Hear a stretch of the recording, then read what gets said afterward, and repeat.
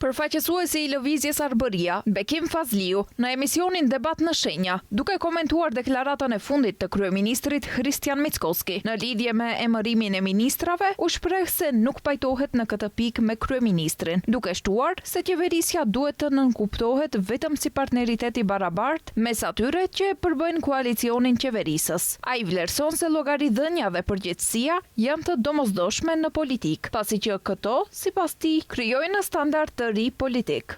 Se të tjerët mendojnë për karrierat politike, të shpëtojnë karrierat politike, bëjnë matematika, kalkulime të momentit, nuk u intereson organizmi politik, u intereson mahalla e vet, u intereson posti i vet. Dhe sot me BDI, nesër me këtë, atë me atë, te ne nuk e shohin atë film. Dhe s'ka për të ndodhur kur.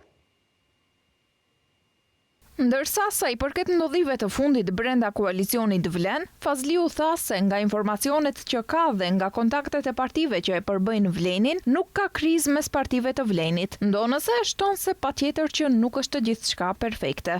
Mund të ketë debat, dhe ka debat, mund të ketë mos pajtime për çështje të caktuara, por kur ka komunikim, dhe ka komunikim, do të thënë këto let të i kalohen.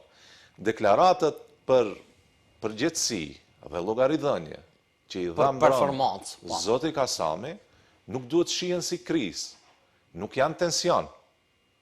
Po është një kulturë e re politike që instalohet këtu në vend.